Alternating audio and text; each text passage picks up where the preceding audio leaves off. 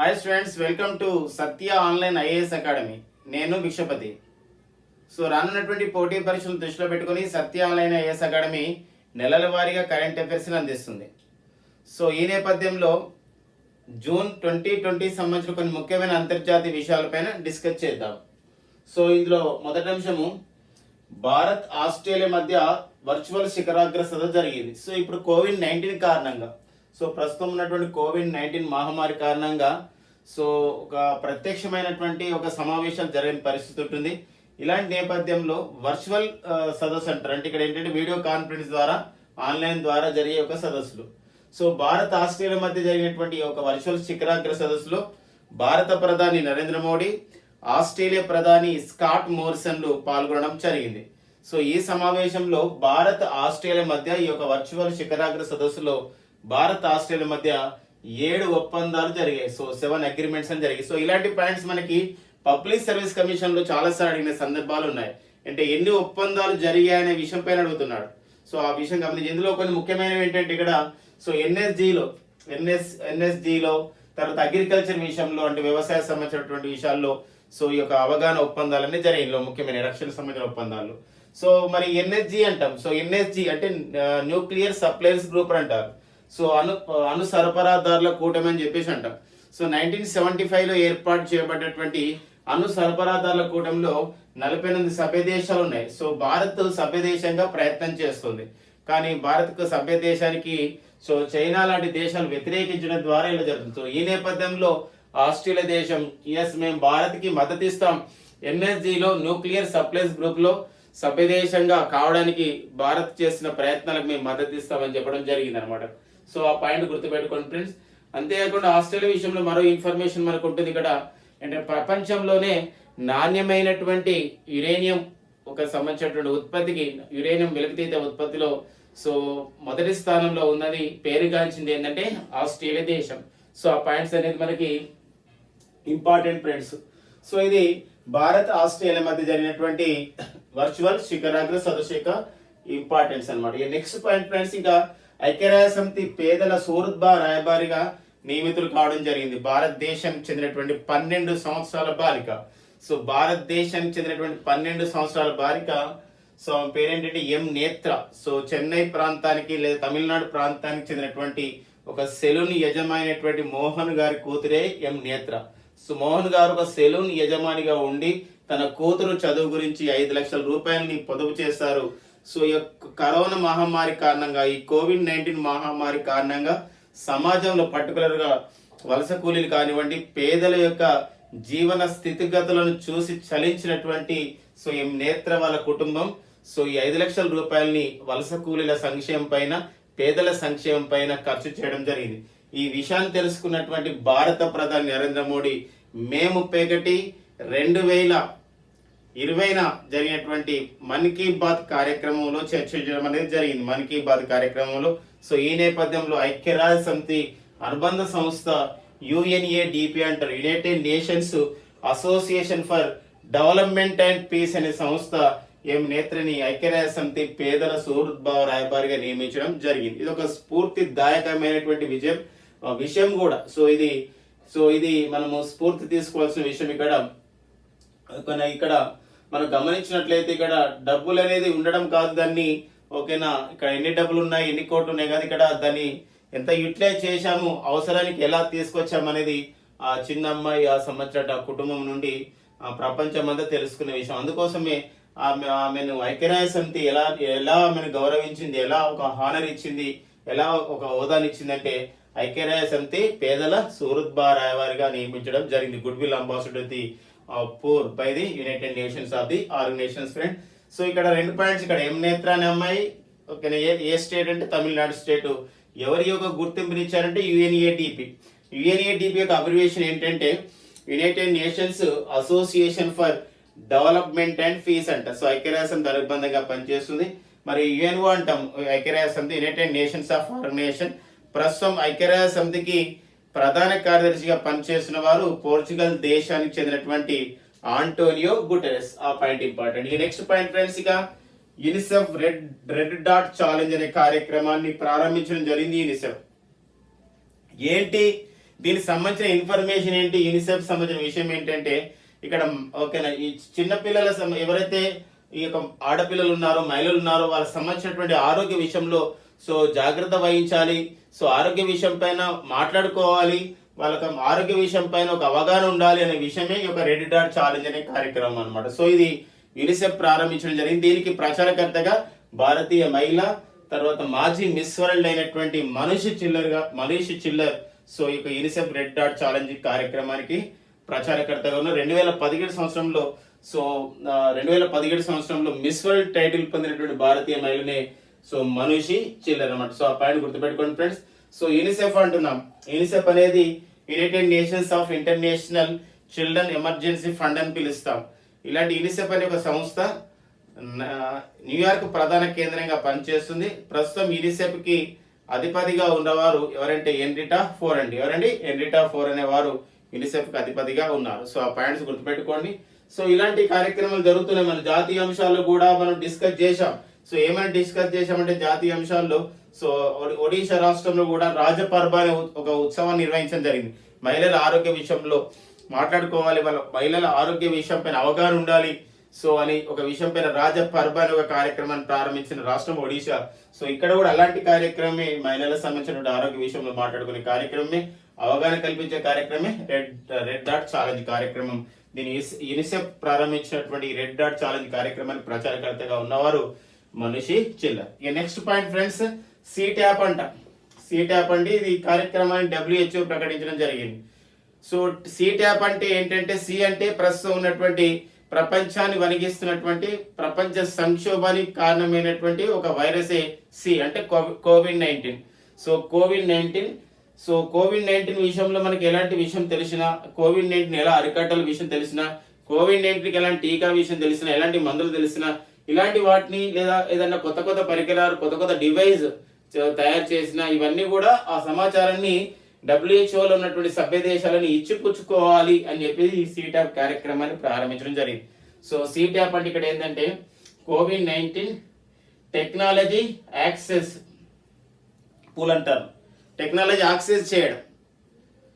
So మరి technology access అంటే ఇక్కడ ఏంటంటే ఇక్కడ ఒక వినియోగించుకోవడం. సో పూల్ అంటే మొత్తం మిగతా దేశాలను కూడా ఇందులో పాల్గొంటాయి. సో సిట్యాప్ అంటే ఇక్కడ ఏంటంటే టెక్నాలజీ యాక్సెస్ ఫుల్ గా WHO ఉందన్నమాట. ఫర్ ఎగ్జాంపుల్ భారతదేశం ఈ రోజు ఎన్నో కొత్త కొత్త డివైజెస్ ని, కొత్త కొత్త చికిత్స విధానాలు కూడా కనిపెట్టిన పరిస్థితి మనకు తెలుసు. సో ఇక్కడ సూక్ష్మజీవ రహితం చేయడానికి అనన్య అనే పేరుతో, అతుల్య అనే పేరుతో, శుద్ధ అనే పేరుతో కొన్ని పరికరాలు తయారు చేసింది. అంతేకాకుండా అతి తక్కువ ధరతో మనం వెంటిలేటర్ తయారు చేశాం. ఇలా ఇవన్నీ కూడా ఇలాంటి టెక్నాలజీని మనం ఇచ్చిపుచ్చుకోవడం అనేది WHO యొక్క ఉద్దేశం అనమాట. ఎందుకోసం అంటే కలిసికట్టుగా ఈ మహమ్మారిని అరికట్టాలి సో అనే దాని యొక్క ఉద్దేశం. సో WHO ప్రారంభించింది. WHO అనగా ఇక్కడ వరల్డ్ హెల్త్ ఆర్గనైజేషన్ అని పిలుస్తాం. ప్రపంచ ఆరోగ్య సంస్థ 1948 ఏప్రిల్ 7న WHO అనేది ఏర్పాటు చేయబడింది. ఓకేనా. WHO ప్రధాన కార్యాలయం స్విట్జర్లాండ్ లోని జెనీవా నగరంలో ఉంది. WHO కి డైరెక్టర్ జనరల్ గా ఉన్నవారు టెడ్రస్ అదనం గేబ్రియోసిస్. ఎవరండి? టెడ్రస్ అదనం గేబ్రియోసిస్ అనేవారు ఇథియోపియా దేశానికి చెందినటువంటి వీరు WHO కు ప్రస్తుతం డైరెక్టర్ జనరల్ గా పనిచేస్తున్నారు.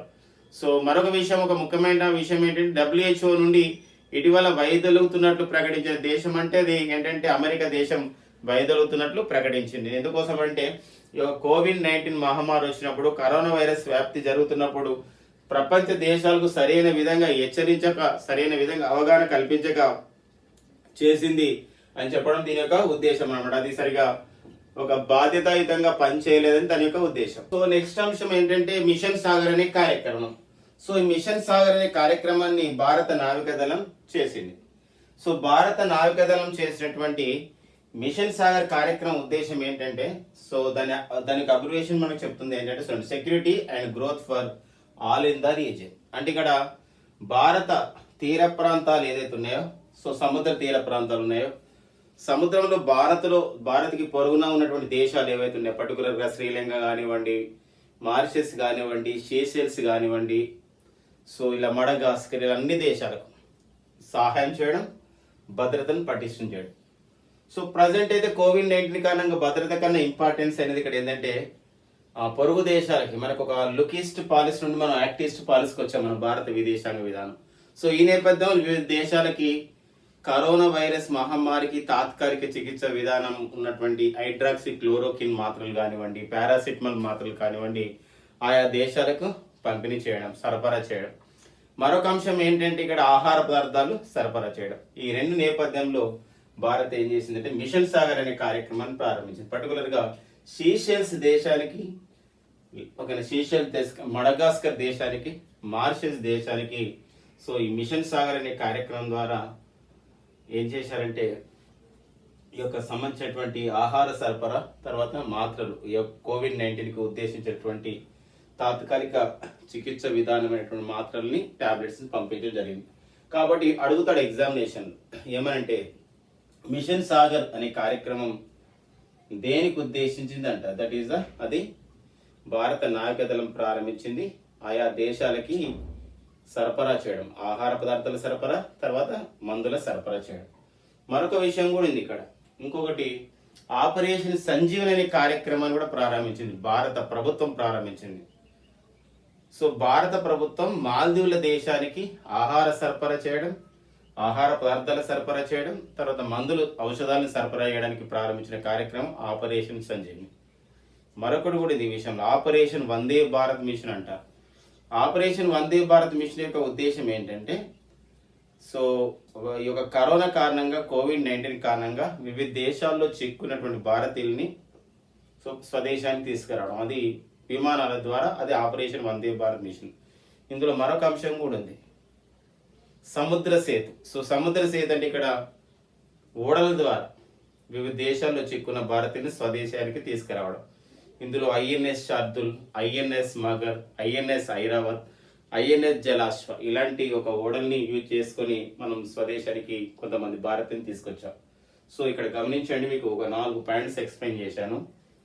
Machine Sagar, operation Sanjeevini, Vande Bharat machine, సముద్ర సేతు. సో దయచేసి వాటిపైన ఒక క్లారిటీ అనేది మనకు ఉండాలి. ఇక next point friends, European union సంబంధించిన విషయం. సో యూరోపియన్ యూనియన్ అనేది మనకి వార్తలో ఉంది ఫ్రెండ్స్, ఎగ్జామినేషన్ అడగడానికి ఉంటుంది. ఎందుకోసం అంటే జనవరి 31, 2020 యూరోపియన్ యూనియన్ నుండి బయలుదేరిన దేశం ఏంటంటే బ్రిటన్. దీన్ని మనం బ్రెక్సిట్గా పిలుస్తాం. Britain is exit from the European union, మనం బ్రెక్సిట్ అని పిలుస్తాం.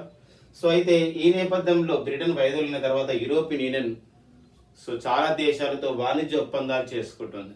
ఎందుకోసం అంటే యూరోపియన్ యూనియన్లో చాలా దేశాలు బ్రిటన్ పైన ఆధారపడవలసి వచ్చేది, కానీ ఇప్పుడు బ్రిటన్ వైదొలిగింది కాబట్టి సో ఈ నేపథ్యంలో సో మొదటిసారి యూరోపియన్ యూనియన్ ఏం చేసిందంటే వియత్నాంతో ఒప్పందం చేసుకుంది. సో ఇటీవల కాలంలో యూరోపియన్ యూనియన్ ఒక వ్యూహాత్మకమైనటువంటి వాణిజ్య ఒప్పందాన్ని ఏ దేశంతో చేసుకుందని చెప్పేసి అంటారు. దట్ ఈస్ ద వియత్నాం దేశంతో చేసుకుంది. మరొక విషయం ఏంటంటే క్యాథీ సాల్వన్ అండి. ఏంటంటే క్యాథీ సాల్వన్.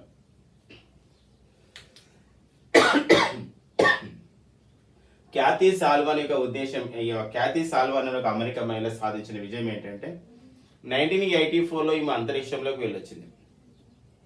అంతరిక్షంలోకి వెళ్ళి వచ్చిన తర్వాత మళ్ళీ ఇటీవల కాలంలో పసిఫిక్ మహాసముద్రంలో ఉన్నటువంటి మేరియానా ట్రెంచ్ అంటే లోతైనటువంటి ప్రాంతం, మేరియానా ట్రెంచ్కి దక్షిణ భాగాలు ఉన్నటువంటి 10,902 మీటర్ల లోతైనటువంటి ఛాలెంజర్ డీప్లోకి వెళ్ళి మళ్ళీ వచ్చింది అనమాట. ఇది ఒక సాహస కృత్యం అంటారు ఇదంతా కూడా. అంటే ఇక్కడ ఏంటంటే అంతరిక్షంలోకి వెళ్ళి వచ్చింది, తర్వాత సముద్రంలో లోతైన ప్రాంతాల్లో ఒకటైనటువంటి ఛాలెంజర్ డీప్ కూడా చేరింది. ఇలా ఈ ఘనతను సాధించినటువంటి తొలి అమెరికా మహిళ ఎవరంటే క్యాథీ సాల్వన్ అని. సో ఆ పాయింట్ ఇంపార్టెంట్ ఫ్రెండ్స్. సో ఈ నెక్స్ట్ భారత్ నేపాల్ దేశాల మధ్య సో ఈ యొక్క ఏదైతే 3 ప్రాంతాలను వివాదాస్పదంగా ఉన్నాయి. యాక్చువల్గా 1816 సంవత్సరం నాటి సుగౌలి ఒప్పందం ప్రకారం ఈ 3 ప్రాంతాలు మనవే. సో ఇది లిపులేక్, కాలాపని, లింపియాదుల. కానీ నేపాల్ ఏమంటుందంటే ఇవి మా భూగోళంలో ఉన్నాయి, మా యొక్క భౌగోళికంలో ఉన్నాయి, ఇవి మాకే చెందినవి, the spots belongs to our geographical area అని చెప్పి చెప్తున్నాయి. అంతేకాకుండా మరొక ముందడుగు వేసి నేపాల్ ఏం చేసిందంటే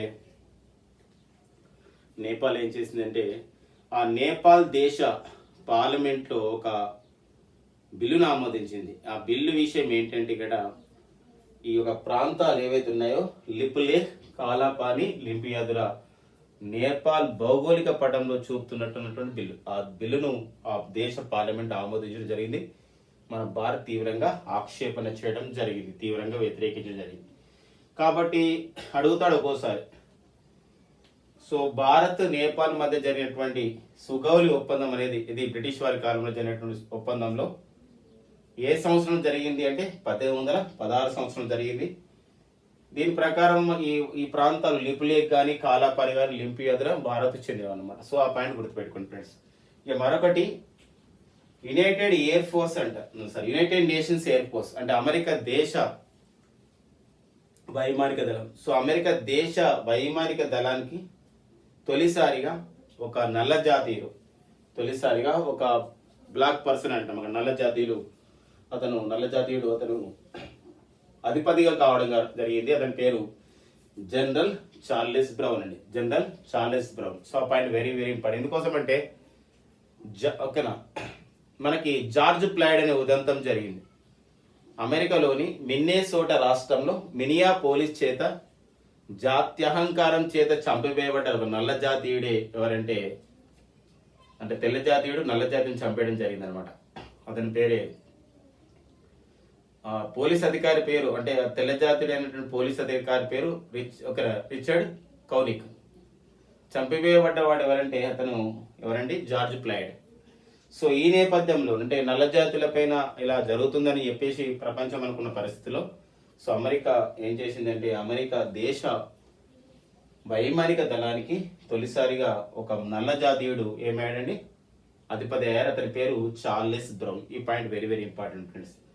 ఈ నెక్స్ట్ అమెరికా దేశంలో మిలిటరీ అకాడమీలో తొలిసారిగా ఒక సిక్కు మహిళ, ఆమె పేరేంటి సిక్కు మహిళ అంటే భారత సంతతికి చెందినటువంటి సిక్కు మహిళ అన్మోల్ నారంగ్ ఒక ఘనతను సాధించింది. అక్కడ గ్రాడ్యుయేషన్ చేసింది అనమాట, గ్రాడ్యుయేషన్ డిగ్రీ పట్టా పొందింది. అది కూడా అమెరికా అధ్యక్షుడు డొనాల్డ్ ట్రంప్ చేతుల మీదుగా ఈ పట్టా పొందడం అనేది జరిగింది. కాబట్టి ఆ పాయింట్ ఇంపార్టెంట్. ఎలా అడుగుతారంటే అమెరికా మిలిటరీ అకాడమీలో గ్రాడ్యుయేషన్ పట్టాను అమెరికా అధ్యక్షుడు డొనాల్డ్ ట్రంప్ చేత పొందినటువంటి తొలి భారత సంతతి సిక్కు మహిళ ఎవరు అంటారు, ఎవరండి, అన్మోల్ నారంగ్. సో ఈమె ప్రస్తుతం అమెరికా సైన్యంలో సెకండ్ లెఫ్టినెంట్ గా పనిచేస్తున్నారు. ఎవరండి, అన్మోల్ నారంగ్. సో మరో విషయం ఇక్కడ కొన్ని ఉన్నాయి. 32వ FATF సమావేశం అనేది వర్చువల్ సమావేశం జరిగింది. FATF అంటాం, ఫ్రాన్స్ రాజధాని ప్యారిస్ కేంద్రంగా ఉండే FATF అంటాం, అంటే ఫైనాన్షియల్ యాక్షన్ టాస్క్ ఫోర్స్ అని పిలుస్తాం. సో ఈ 32వ FATF సమావేశంలో పాకిస్తాన్ గ్రే లిస్ట్ పొందడం జరిగింది. గ్రే లిస్ట్ అంటే ఇక్కడ ఏంటంటే అంటే ఒక హోదా అన్నమాట. అది హోదా అంటే ఇక్కడ ఏంటంటే పాజిటివ్ మేనర్గా, నెగిటివ్లో ఏంటంటే పాకిస్తాన్ వివిధ ఉగ్రవాద సంస్థలకి, ఉగ్రవాద మూలాలున్న సంస్థలకి సో డబ్బు పంపిణీ ఆపలేకపోతుంది అని చెప్పడం దాని యొక్క గ్రే లిస్ట్ అంటారు అనమాట. ఉత్తర కొరియా లాంటి దేశాలకి, ఇరాన్ లాంటి దేశాలకి సో ఇక్కడ మనకి ఏమవుతుందంటే బ్లాక్ లిస్ట్ ఉందన్నమాట. అంటే దీనివల్ల ఏమవుతుందంటే ఈ గ్రే లిస్ట్, బ్లాక్ లిస్ట్ వల్ల IMF అంటే ఇంటర్నేషనల్ మానిటరీ ఫండ్, ప్రపంచ బ్యాంక్, ADB అంటే ఏషియన్ డెవలప్మెంట్ బ్యాంక్ ఇలాంటి బ్యాంకుల నుండి ఆయా దేశాలకి రుణ సదుపాయం ఇవ్వడంలో ఆలస్యం అవుతుంది. ఒక్కోసారి రుణ సదుపాయం పొందే అవకాశం అనేది లేదనమాట. అందుకోసమే ఈ యొక్క గ్రే లిస్ట్ అనేది మనకి ఇక్కడ వార్తల్లో ఉంది. FATF అని ఒకసారి ఎగ్జామినేషన్ అడిగాడు. ఫైనాన్షియల్ యాక్షన్ టాస్క్ ఫోర్స్ అని పిలుస్తారు. FATF అంటే ఫైనాన్షియల్ యాక్షన్ టాస్క్ ఫోర్స్. మరొకటి ఫ్రెండ్స్, మనకి జూన్ 21 మనకు తెలుసు ఫ్రెండ్స్. జూన్ 21 మనం ఎలా జరుపుకుంటామంటే అంతర్జాతీయ యోగా దినోత్సవం జరుపుకుంటాం. అయితే ఈసారి మనకి అంతర్జాతీయ యోగా దినోత్సవం సందర్భంగా అమెరికా దేశంలో లాస్ ఏంజల్స్ నగరంలో తొలిసారిగా ఒక విశ్వవిద్యాలయం ప్రారంభించారు. భారతదేశంలో యోగా విశ్వవిద్యాలయం ఉన్నాయండి. ఇప్పుడు ఒక మన ఉత్తరాఖండ్లో హరిద్వార్లో మనకి యోగా విశ్వవిద్యాలయం ఉంది, బెంగళూరులో కూడా యోగా విశ్వవిద్యాలయం ఉంది. సో అలా మన దేశంలో యోగా విశ్వవిద్యాలయాలు ఉన్నాయి. కానీ ఫస్ట్ టైం అనమాట భారత్ కాకుండా ఒక ప్రపంచంలో ఒక దేశంలో యోగా విశ్వవిద్యాలయం తొలిసారి ఎక్కడ ఏర్పాటు చేయడం జరిగిందంటే అమెరికా. దీని పేరేంటంటే వివేకానంద యోగా విశ్వవిద్యాలయం. సో ఈ వివేకానంద పేరుతో యోగా విశ్వవిద్యాలయం ఎక్కడ కలదంటే అమెరికాలోని లాస్ ఏంజల్స్ లో ఉంది. లాస్ ఏంజల్స్ అంటే కాలిఫోర్నియా రాష్ట్రంలో ఉన్నటువంటి ఒక నగరం లాస్ ఏంజల్స్. హాలీవుడ్ పరిశ్రమ లేదా ఆంగ్ల సినిమా పరిశ్రమకు పేరుగా వచ్చిన నగరం లాస్ ఏంజల్స్. సో ఆ పాయింట్ గుర్తుపెట్టుకోండి ఫ్రెండ్స్. సో ఇక తర్వాత నెక్స్ట్ 36వ ఆసియన్ సమావేశం. ఆసియన్ అంటే ఇక్కడ ఏంది, ఆగ్నేయ ఆసియా దేశాల సమైక్య అంటాం, association of the south east Asian nations అంటాం. సో 36వ ఆగ్నేయ ఆసియా దేశాల సమావేశం వియత్నాం వేదికగా జరిగింది. కానీ ఇప్పుడు ఉన్నటువంటి కోవిడ్-19 కారణంగా ఇది ఆన్లైన్లో జరిగింది, వర్చువల్ సమావేశం జరిగింది. దీనికి వియత్నాం ఎందుకని అంటున్నామంటే దీనికి అధ్యక్షత వహించింది. ఈ సమావేశాన్ని యాక్చువల్ నిర్వహించాల్సింది వియత్నాం అనమాట. కాబట్టి వియత్నాం అధ్యక్ష హోదాలో జరిగింది. దీనికి ఒక ఇతివృత్తం ఇవ్వడం జరిగింది, cohesive and responsive Asian. So ఆ పాయింట్ ఇంపార్టెంట్ ఫ్రెండ్స్. సో ఆసియన్లో ఉండే సభ్య దేశాలు ఏంటంటే 10 సభ్య దేశాలు ఉంటాయి. సో ఫిలిప్పైన్స్, మలేషియా, ఓకేనండి, సింగపూర్, థాయిలాండ్, తర్వాత మయన్మార్, ఇండోనేషియా, బ్రూనై. సో ఇలా మొత్తం ఎన్ని దేశాలు ఉన్నాయని 10 దేశాలు ఉన్నాయి చూడండి. ఒకసారి చూడండి, Philippines, Vietnam, Malaysia, Laos, Cambodia, Indonesia, Brunei, Singapore, Thailand, Myanmar. So మొత్తం 10 దేశాలు ఉన్నాయి. మరొకసారి గమనించండి, ఇక్కడ ఒకసారి రాస్తే మీకు అర్థమవుతుందని రాయడం జరిగింది. ఫిలిప్పైన్స్ అండి, Vietnam, Malaysia, Laos, Cambodia, Indonesia, Brunei, Singapore, Thailand, so Myanmar. ఇలా మొత్తం 10 దేశాలు అండి. అంటే మలేషియా ఉంటుంది, మయన్మార్ ఉంటుంది, మొత్తం 10 దేశాలు. భారత్ ఇందులో సభ్య దేశంగా లేదనమాట. సో కానీ ఆసియన్ చేపట్టే కార్యక్రమాలకి భారత్ అనేది ఇప్పుడు మద్దతు ఇస్తూ ఉంటుంది. ఈ తర్వాత మరొక విషయం ఏంటంటే భారత్ భూటాన్ దేశాలు సంయుక్తంగా ఒక జల విద్యుత్ ప్రాజెక్ట్ నిర్మిస్తున్నాయి. దాన్ని కొలాంగ్జు జల విద్యుత్ ప్రాజెక్ట్ అంటాం. ఈ కొలాంగ్జు జల విద్యుత్ ప్రాజెక్ట్ అనేది ప్రారంభమైంది నిర్మాణం, కానీ ఎప్పటి వరకు పూర్తి చేయాలని భారత్ భూటాన్ నిర్ణయించడం జరిగిందంటే 2025 నాటికి ఇది పూర్తి చేయాలని నిర్ణయించాయి. సో ఇది ఈ కొలాంగ్జు జల విద్యుత్ ప్రాజెక్ట్ అనేది 600 మెగావాట్ల జల విద్యుత్ ప్రాజెక్ట్ అనమాట. సో ఆ పాయింట్ గుర్తుపెట్టుకోండి. ఈ నెక్స్ట్ మనకు తెలుసు, మనం ఆల్రెడీ డిస్కస్ చేసాం మీకు జాతీయ అంశాలు కూడా. సో జూన్ 15, 2020 గాల్వన్ లోయలో సో భారత్ చైనాల మధ్య జరిగినటువంటి ఉద్రిక్త పరిస్థితుల కారణంగా, ఘర్షణ వాతావరణం కారణంగా మన భారతదేశానికి చెందినటువంటి సైన్యానికి చెందినటువంటి 20 మంది సైనికులు వీరమరణం పొందడం జరిగింది. అందులో తెలుగు వారైనటువంటి కల్నల్ సంతోష్ బాబు ఇలా చాలా ఉన్నారనమాట.